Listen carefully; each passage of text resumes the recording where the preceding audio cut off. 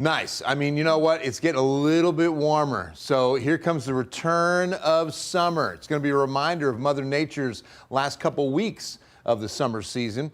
First, let's go to the northern Gulf of Mexico. Landfall underway on now Category 2 Hurricane Francine. Unlikely strengthening right before landfall. Now up to a Cat 2. You can see the rain bands. Very, very heavy rain across all of southeast Louisiana. And keep in mind, the city of New Orleans is 9 feet below sea level. 9 feet below sea level. It sits in a bowl. And remember that all of this coastal area is marsh. It's at or below sea level as well. I mean, Louisiana is pretty much the only coastal state where you don't talk about going to a Louisiana beach. There's just no beaches to go to in Louisiana, except maybe Holly Beach. They call that the Cajun Riviera.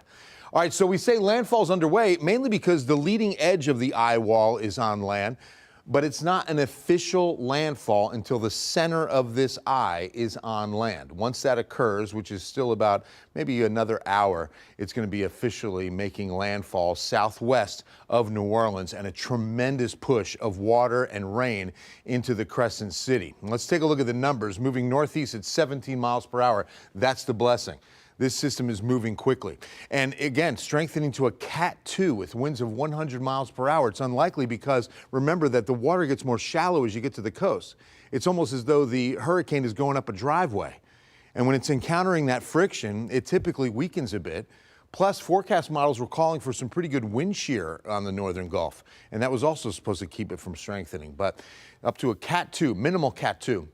And make a landfall. Now, on the backside, look at all this dry air. That's where we're going to be living, and things are going to be changing for us in the forecast. Right now, partly sunny skies and 93, and it feels like 95. North winds at about 8, but that's the change.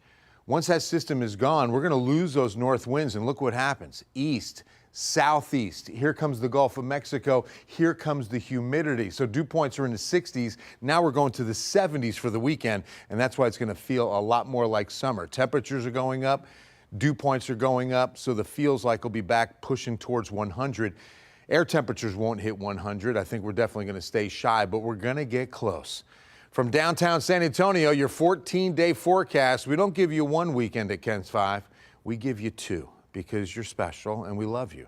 That's why we do this. All right, 96 tomorrow, partly cloudy, mostly sunny, and 98 Friday. That's going to mean some 100s. Carrizo Springs, Pearsall, Pleasanton, all of you south and southwest for sure. Then on Saturday, Sunday, still pretty warm and a lot more humid. Only a 10% chance of an isolated shower as we get into next week, and only a 20% chance once we get to the 22nd and 23rd, and that is the beginning of fall.